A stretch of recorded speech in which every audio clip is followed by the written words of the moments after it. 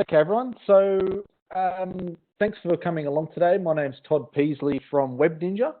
As part of the 2016 Queensland Small Business Week, I'll be taking you through some better ways to gain online retail customers and give you a bit of a tour through multi-channel selling and how you can do it a little bit better if you're not already. I'd expect this webinar to go for about 35 to 40 minutes, and we'll open up the chat at the end if anyone's got any questions. If anyone does want to get in touch after, I'm also going to post my details, email information for those that want to get in touch, so don't feel like you have to rush at the end if you do need to head off. So, a little bit about me. As I mentioned, I'm Todd Peasley. Work for a business called Web Ninja. Web Ninja's been around for about 11 years. We're based up in Varsity Lakes on the Gold Coast. So Web Ninja helps small to medium businesses like yourselves become a little bit more efficient by integrating some of your systems, like your accounting software with your websites and things like that. We also offer a few services around website building and hosting and things like that. A little bit about me, passionate about helping businesses grow. I've been in the technology game for about 14 years, experience with working with small to medium businesses around business process improvement and experience in helping businesses succeed online through better reaching their customers. So a little bit about the agenda today and what we're going to be covering. Hopefully give you guys a bit of a better idea on how you can reach your customers online and expand your online growth. Multi-channel marketing, what is it? Explain that a little bit. How do you get into it if you aren't already? What channels are for you? So we'll briefly discuss available channels in terms of how you can reach your customers and what would suit your business. Mobilegeddon, a bit of a funny word, but essentially this is all about mobile growth and how the world's gone mobile and how customers can find you best. Top marketplaces to sell on. We'll briefly cover the popular online marketplaces like eBay and Amazon that people are selling on right now, just to give you guys a bit of an idea about what's going on in the e-commerce land. Social media, how it impacts online selling for those that are doing it and for those that aren't. Give you a little bit of information on some tactics around social media if it suits your business and what you do. And last but not least, we'll have a bit of a chat about integration of e-commerce and how important it is to have everything connected for your business and your customers.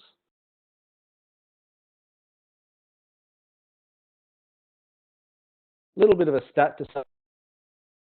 Business to consumer e-commerce sales to hit a staggering number of $1.74 trillion in 2015. So this is a stat from last year. That number's obviously probably gone up given the trend that you can see on that graph. But I like just to start with a little stat like that, just around business to consumer, online retail, just to demonstrate the growth of online retail sales. That amount of dollars posted last year sort of indicates that the online retail sales market's continuing to grow year by year, and it's a good indication that customers are moving to online more and more over physical shopping. For those that are doing it, great. For those that aren't, this is a good opportunity to get into it. A little bit of a definition here, just around B2C and B2B. We referred to it a little bit throughout the presentation, so I just wanted to explain what the difference is. B2C or business to consumer is essentially retail sales to end user consumers. So it's often different brands, visually attractive graphics, marketing emails, capture in terms of how you get to your customers, how you market your products. It's really promoting your products and your business to the end user consumer, whereas B2B, which is business to business, is more the wholesale. So this is more around customers who are importing products and maybe reselling that to stockists or distributors or retailers around the country. Common traits are repetitive ordering, online account management for customers that have special pricing requirements based on volume and things like that. Also sales rep ordering. So what is multi-channel marketing? We've talked about it a little bit so far, and it's in the invite, in the email, and the presentation that we're doing today. Multi-channel marketing is the ability to interact with potential customers on various different platforms. In this sense, a channel might be a printed ad or in a magazine or a newspaper, could be a retail location, a website, a promotional event like a trade show, could be a TV ad, even customers or people talking word of mouth is multi-channel marketing. Multi-channel marketing is essentially, it's about choice. It's certainly not a new concept. It's been around for quite a long time, and it's always been important. However, it's even more important now due to how many more ways a customer can find you and you access your product information. Years ago, a consumer wanted to buy something such as a TV, they'd go to a local store, view the various options and buy what they wanted. As time went on, the same person's purchase decision, I suppose it became more informed, not just by others and word of mouth, but through advertisements, TVs, radio ads, and you know what they might read in a catalogue. So I suppose the biggest thing that's changed everything is the internet. So it came along the internet, suddenly a whole new world of possibilities emerged. Consumers, I suppose, no longer relying on going to the shops and local businesses to find what they want. The internet allowed them to browse and research prices and purchase online even. This was all accompanied by the fact that devices got a lot more mobile. So it wasn't just about going on your computer anymore. It was also about, you know, using laptops and tablets and even your phone these days, which 10 years ago used to be used for calling people, and now everyone uses it for everything. So customers have multiple options, I suppose, now to satisfy their needs when they're shopping. They might even choose to shop in store, or they might, you know, shop on their phone, on their laptop, by their, you know, even by their TV these days, you can buy stuff. So I suppose the point of this slide is that the more options means the more opportunities for you to connect with your customers. Because if you're not able to fulfill the needs in terms of where your customers are, then you're not going to be found. So just a quick summary, I suppose, on this slide, just around what multi-channel marketing is. Ability to interact with your potential customers on various platforms. As I mentioned, a channel might be an ad, or it could be a physical bricks and mortar store. It could be a website. It could be social media, i.e. your Twitter or Facebook account. It could be a trade show or a conference event. It could be even word of mouth and people just talking about your products. It's important for the simple reason that you must be where your customers are, and these days customers are everywhere, and they've got access to information no matter where they are or what time it is. So how do you get into it? Where do you start if you're not doing anything like this? So a few starting points would be, if you're not already, to embrace technology. So e-commerce, meaning selling online. If you don't have a website, get a website. Or look at building some sort of website with an online store capability. Online marketplaces, which I'm going to cover a little bit later on, around, are you on eBay? Are you on Amazon? Are you on Facebook? So all these sorts of things. And social media obviously is quite important as well. The more traction you get via social media, the more people trust your brand. And I will cover a lot more about the social media side of things a little bit later on in this presentation. Another important thing is to identify what channels will suit your customers. Not every channel will be suitable for every business. So all the ones I mentioned before might be all well and good, but there might be a few of those that don't actually fit what you do and where your customers are. So it's good to keep concise and pick the channels that are going to suit you. Put together a bit of a plan and measure that. So put together a 6 or 12-month plan. Start small if you aren't online already. If you are, you know, add on bits and pieces and stick to that plan, and then measure that after a period of time to see if the sales are actually coming through and if that's impacting on the bottom line. What channels are for you? So I suppose I wanted to split up, you know, the more traditional to the modern channels that have come through in more recent times, and just explain what works and what doesn't, and what would be more suitable for your business if you were to sort of start to branch out and do this amazing thing called multi-channel marketing. So if you wanted to sell online, you need to work out what channels will suit you. I did mention that. You've got your traditional channels like your bricks and mortar stores. So a lot of people would have a retail outlet or more than one retail outlet, a catalog that might get sent out every 6 to 12 months. Some direct mailing, i.e., letterbox drops and things like that. We all get junk mail in the mail. Some of it works, some of it doesn't. Personally, I look forward to getting the Bunnings catalogue every week or so, because I enjoy reading through that to see what's new, what's on special, and things like that. So that particularly works for me in that particular industry, but it doesn't work for everyone. Radio and TV are obviously quite obvious, because that's been around forever and a day. But that's an example of some traditional channels that have always been around and continued to suit their purpose or serve their purpose. So the modern stuff that's coming through is the web, obviously been around for a while now. Social media is becoming a lot more prevalent in the multi-channel marketing game. Email marketing, so that's about targeting lists of customers and sending them email, not spamming them, keeping it relevant, but making it something valuable that they look forward to opening up when they get that in their inbox. Paid searches around paying search engine providers like Google to be at the top of the screen, and SEO, which is search engine optimization, which is really about what can you do and how can you configure or tailor your site or your online presence to be found by more people on the internet. And there are tips and tricks. I'm not going to really cover that today, but there are tips and tricks to get you higher up in your Google rankings and things like that. In terms of what would suit you, I like to use the analogy, you wouldn't use Facebook to organize a barbecue if you knew none of your friends were on there. So in the same way, you need to understand what channels are appropriate for you, your business and your customer base, for them to be able to adapt your communications to those channels. So what I'd suggest is to be able to monitor those levels on each of your channels. And if you find something isn't working, make a change. There's no point continuing to invest, say, on a Facebook page if no one's engaging with it and you're not getting a huge interest or spike in sales out of it. Either change how you're using the page and what content you're being that you're posting on it, or switch all up, switch all together into something else that might suit you better.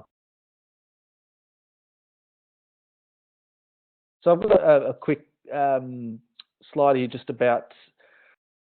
We find at Web Ninja we talk to a lot of customers that are typically bricks and mortar retailers that, for instance, might be selling clothes or footwear, and they want to get online. So day to day, we're dealing with these businesses not just to sell products, but more importantly, to have a web presence.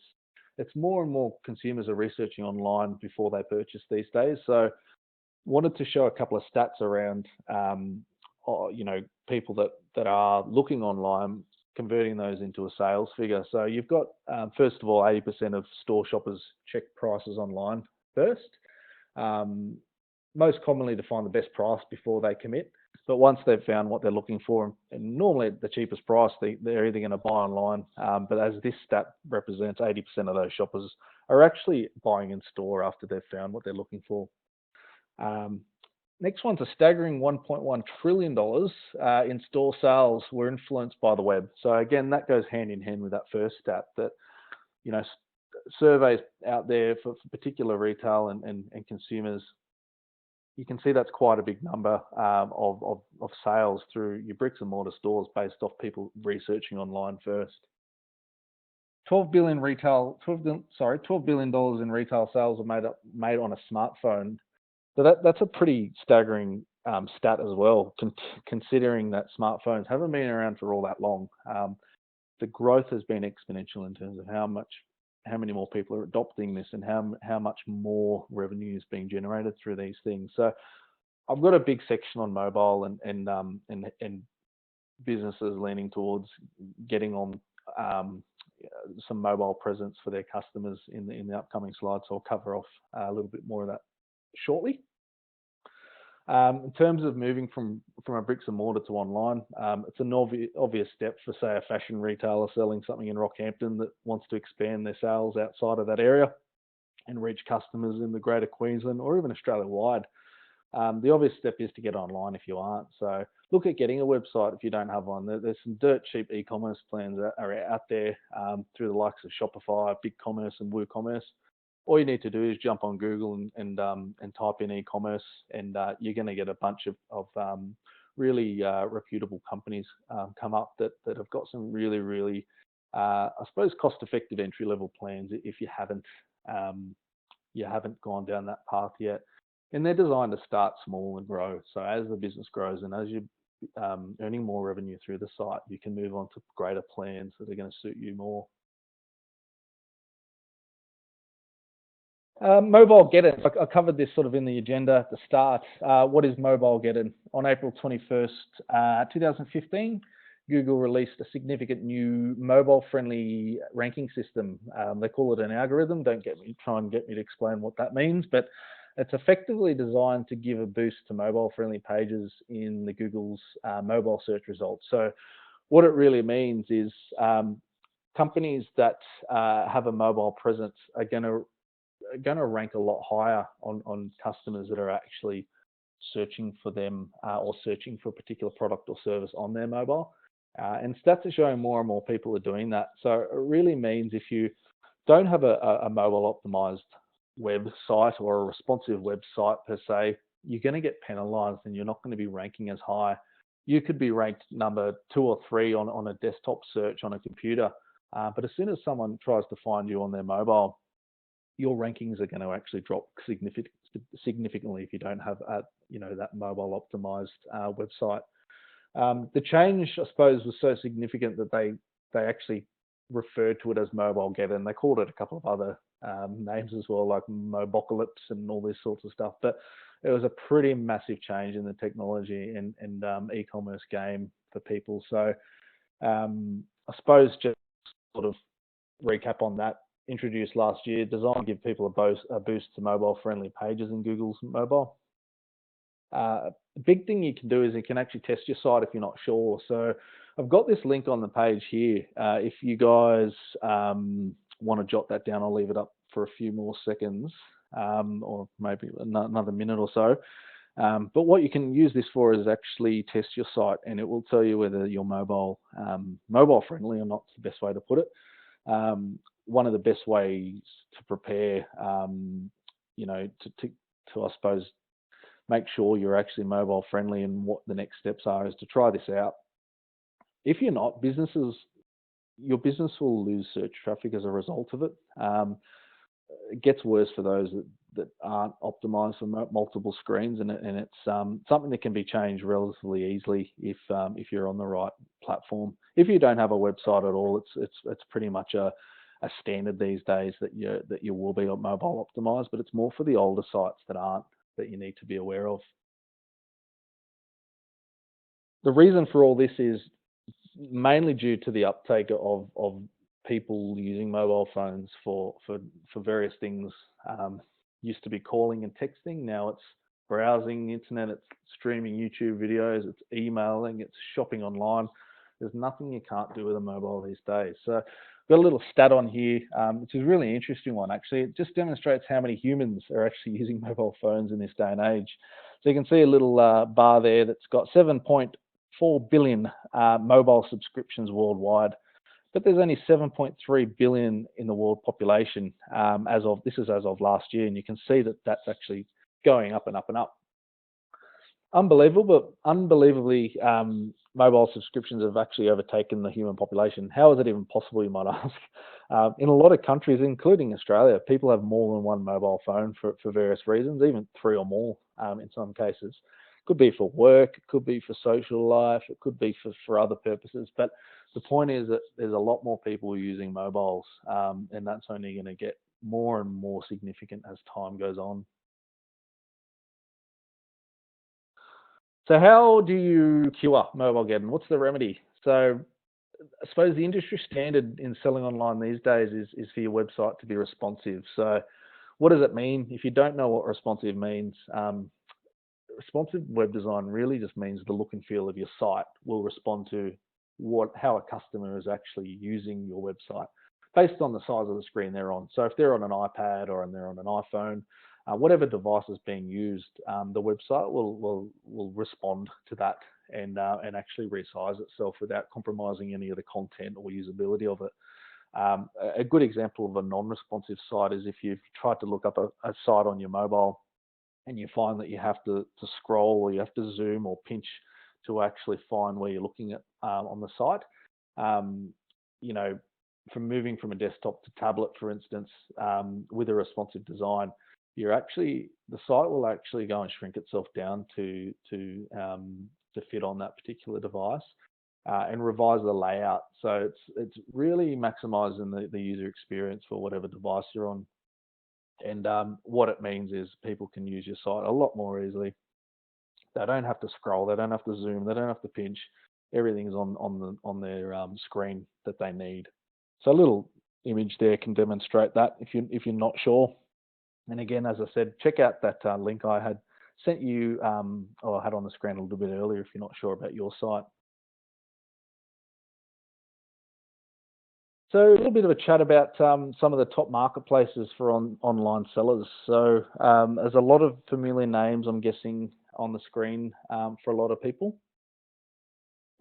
I suppose the classic example of multi-channel marketing is these sorts of online marketplaces, because you can be on one or more of these, as well as have a website, as well as have a bricks and mortar store, as well as have other channels. So to start with, I suppose one of the most, if not most popular, if not that everyone should know of, is eBay. So as a funny little stat, as of March this year, eBay has a huge registered user base of 162 million. So that continues to grow and grow. And as I said, there's not a lot of people that haven't heard of eBay or used eBay at some point in their lives.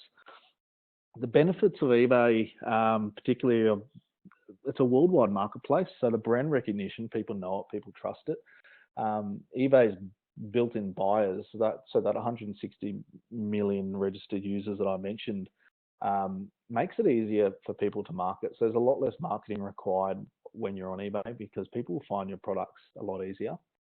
eBay also offers seller and buyer protection, so really mitigates a lot of the risk of companies that are selling online, but in particular for the buyers, they can look at all the reviews, and they've got insurance on particular purchases and things like that, and they can be educated before making a decision. So you're not going to buy off someone that's sold 1,000 transactions and it's got a 0.5-star rating. So it gives you a lot of information to make a wise choice before actually placing a purchase. eBay's also got a great search engine optimization built in. What that means, if a customer's looking for products, say on Google, you're a lot more likely to show up on Google as your product in eBay, rather than just an organic search result on your website. So there's a lot of pros in having an eBay presence, particularly when people are trying to find you through search engines. Another good thing is you can choose to sell via auction or fixed price. So a lot of people like the whole auction, way of doing things, just because they can get that perceived value that they're getting it cheaper than they normally would. There are some disadvantages and downsides to eBay as well, and particularly fees for sellers can be quite high. That's quite apparent for some high volume sellers, even sort of one-off sellers that want to sell something on eBay. That there are some fairly hefty fees involved in that, and you really have to have the volume to justify it sometimes.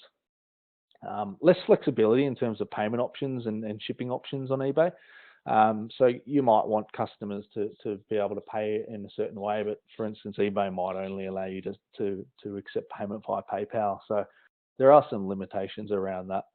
There's also some restrictions on what you can sell. So there's a lot you can sell, there's a lot you can't, such as digital goods, ebooks, and things like that. So that's just something to be a little bit aware of in terms of eBay. But it's the world leading marketplace for a reason.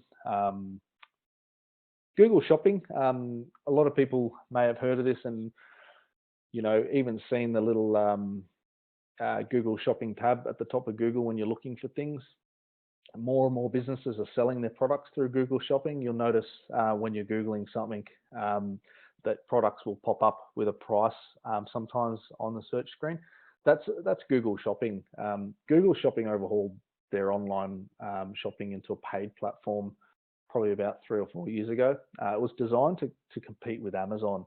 So it's a good way to get to the market, and it's just another example of a channel that you can get your products found easily on the internet. Amazon's another interesting story. Again, a lot of people probably heard of Amazon, but didn't realize that they actually just started as an online bookstore in the early 90s. Later, getting into all sorts of things. So they diversified what they wanted to sell into pretty much anything these days: electronics, clothing, furniture, giftware, you name it. Amazon's actual total revenue totaled 61 billion in 2012.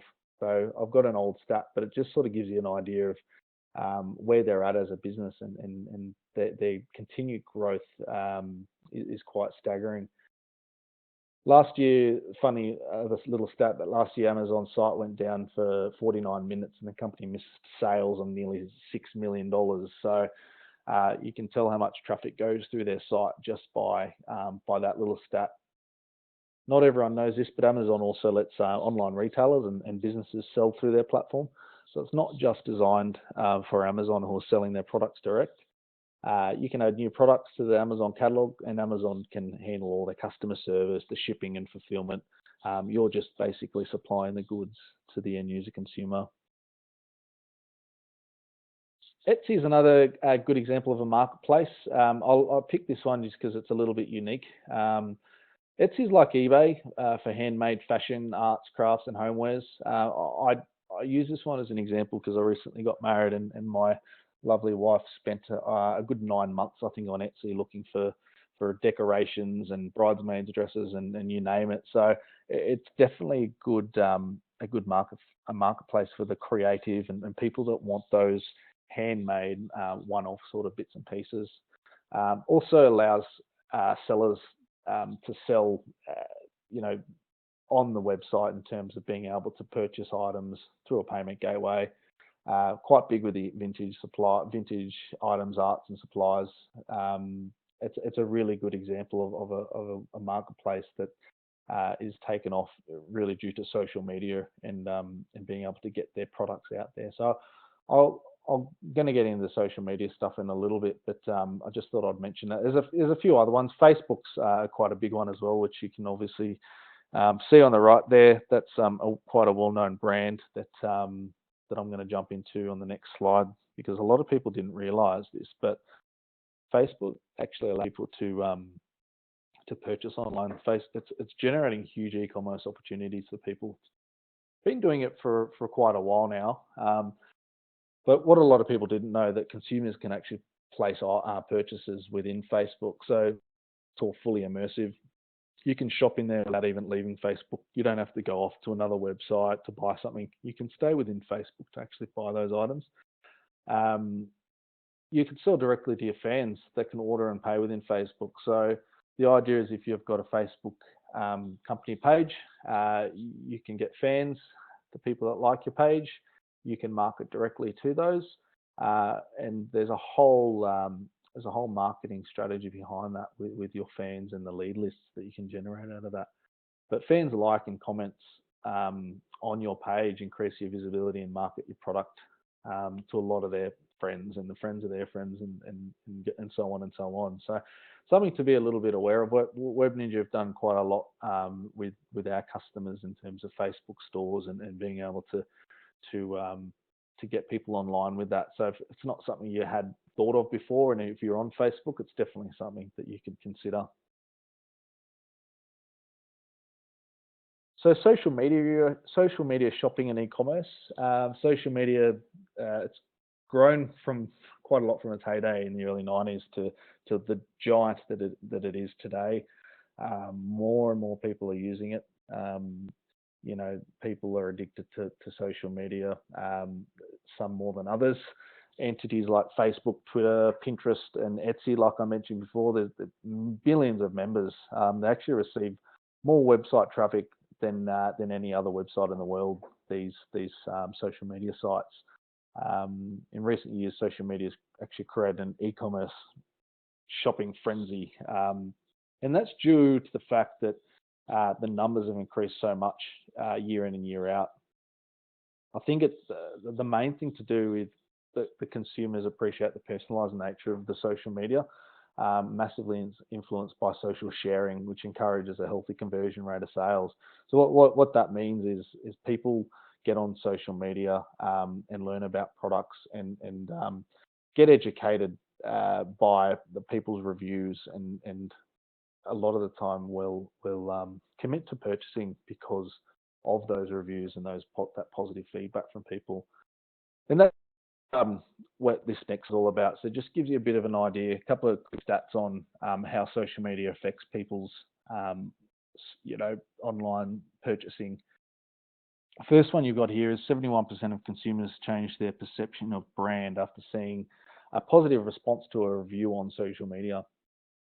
So what that basically means is when people see positive reviews on social media, they're more inclined to go and look at that product and purchase that product.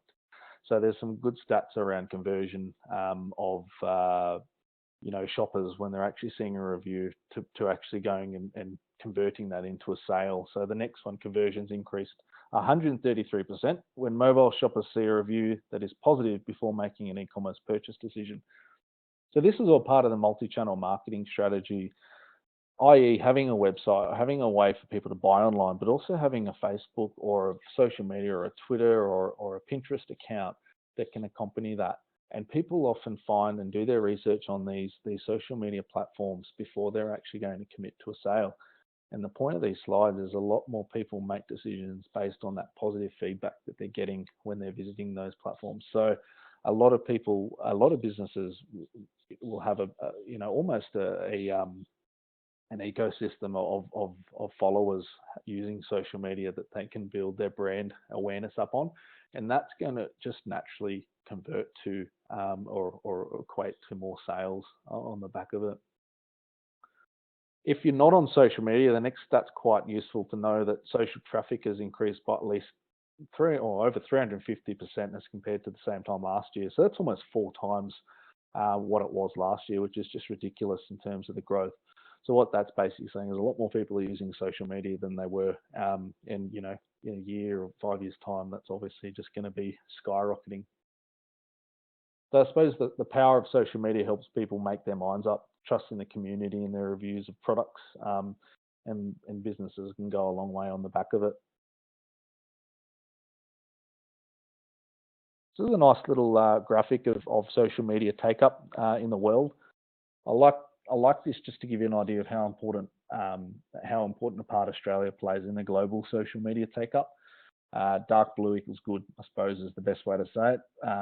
We're on the same level as a lot of the European countries and USA in terms of social media take-up. So it's not something that's foreign to us. People are well and truly embracing social media as much as the rest of the world in Australia.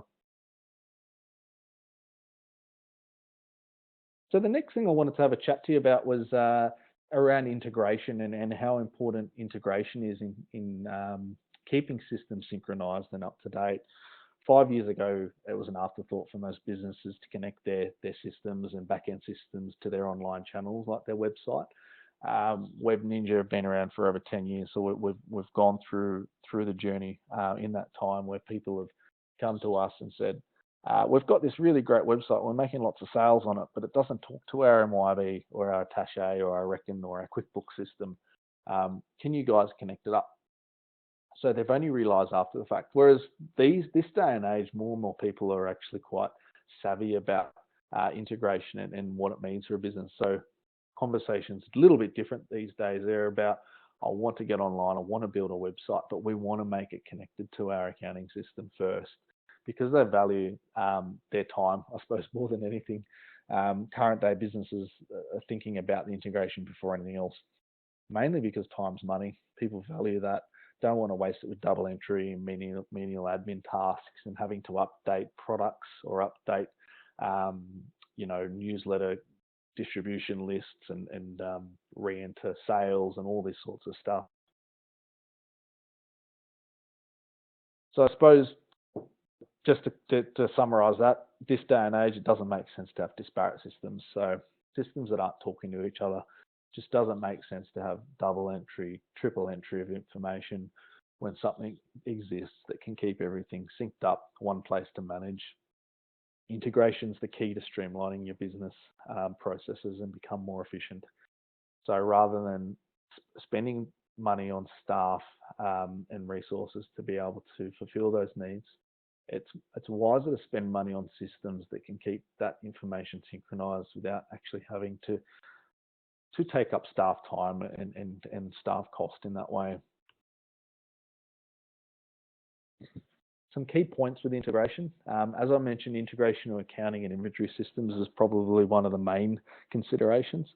And that's just predominantly around making sure that you're not entering things in more than one place. So an example of that might be live inventory. So for instance, you might be using a system like MYB or a point of sale system in your store, and you want that live inventory information syncing up to your web store whenever that happens. So what that might means is you might be in a store and you put a sale through and you're out of stock for that particular item now in your point of sale system.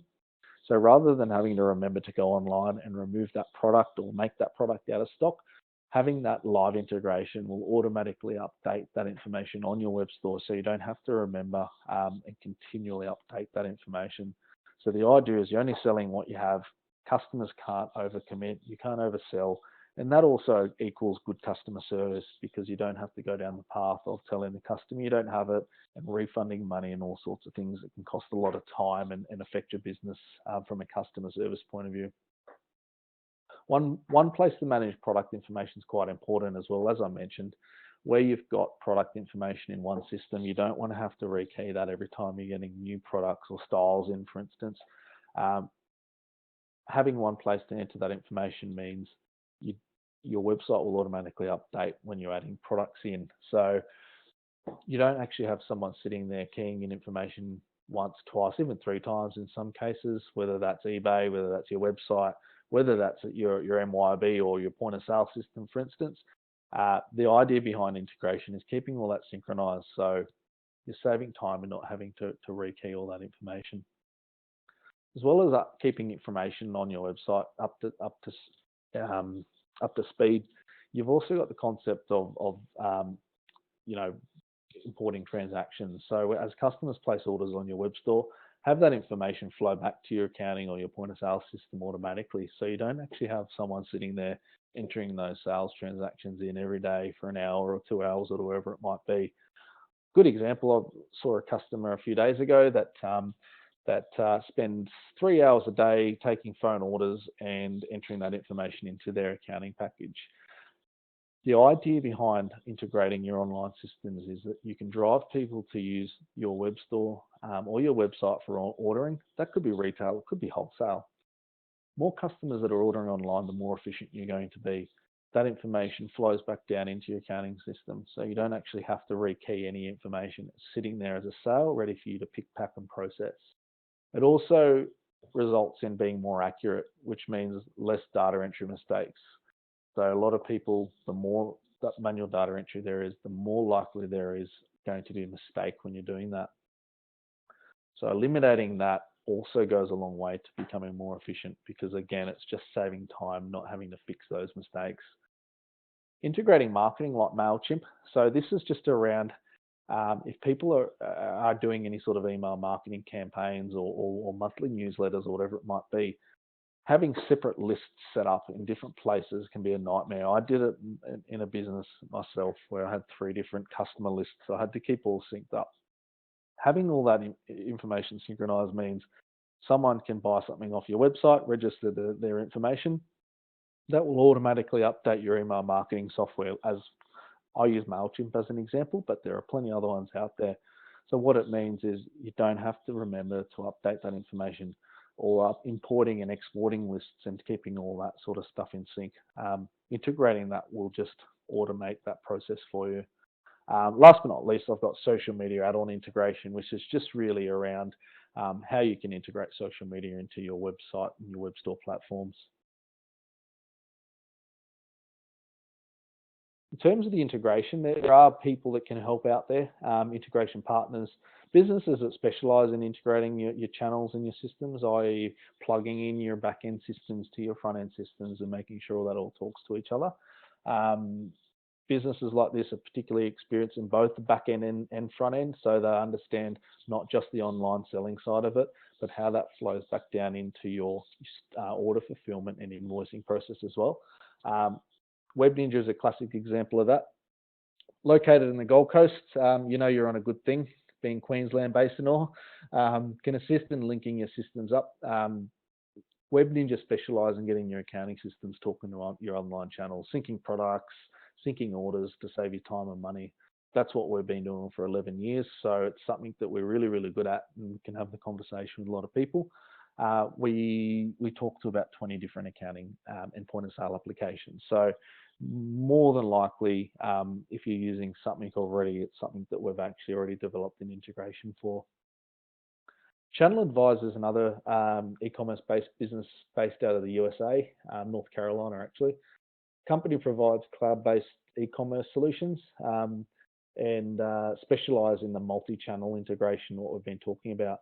So i.e. keeping all your channels in sync. So if you've got a Facebook, Twitter, Etsy, Pinterest, eBay, if you've got all these different channels, this is a really good tool or system to be able to keep all that information in sync rather than having to, have someone manage all those independently. Stitch Labs is another system that is worth looking at. Inventory management software, effectively has its own built-in inventory system. Good for those that don't already have a system like MYOB or QuickBooks or Attaché or Xero sitting in the back end. So it syncs inventory, orders, and data across multiple channels as well. So that's a few there you can have a look at. There's plenty more out there. Use Google, look up e-commerce integration or multi-channel integration, and there'll be a ton that pop up. So I suppose the last thing I want to chat to you about, which is really important, is if you're on social media, how do you tie that into your online presence and your online website and e-commerce? So the concept of social media integration on your website means customers can easily share or like your products and share them with their community, with their user community. The idea is that you can link your products in social media to your products on your website. So the idea is that if customers looking at your website and they like a product that they've purchased, they can actually go and like it straight from your website. That will actually go and update their social media account, i.e. Facebook, with so-and-so liked this product, which all their friends are going to see. Then one of their friends might say, I like this product as well. So you've all of a sudden got this exponential marketing and getting your products and your brand out to who knows how many people on this social media juggernaut. So these are the sorts of things that are smart for businesses to do if you've got social media presence and you want customers to be able to share that information. Again, this isn't for every business. Social media and the likes of Facebook isn't going to suit everyone. Great for particular industries, i.e. fashion, footwear, that sort of thing, arts and crafts. Not so great for butchers and meat wholesalers, for instance. So really just got to pick your channels, like I mentioned earlier on in the presentation. So guys, that pretty much wraps it up. I think I've got pretty close to what I told you I'd have you on the line for. So thank you very, very much for joining in today. I really, really appreciate the opportunity to be able to present to you all. I have got my details up on the screen and Web Ninja's details if you do want to get in touch, and if you've missed anything that you want more information on, or you just want to know a little bit more about how Web Ninja can help with any of the stuff we've talked about today. Feel free to get in touch, go to our website, jump on Google. As I said, Google is the best resource to find anything these days because everything exists on there. You've just got to be able to find what you're looking for quite easily. So jump on there. If worst comes to worst, shoot me an email. It's at todd@webninja.com.au. I'll leave this up on the screen for a little bit longer. But again, thank you so much for joining me today. I'm going to jump off the phone now, but I'm actually going to open up the chat. So if anyone does want to ask a question while they're still on, I'll wait around for a few more minutes, and you can use a little chat icon at the top, which is a little speech bubble, if you want to click on that and ask any questions. So thank you again, and look forward to hearing from you.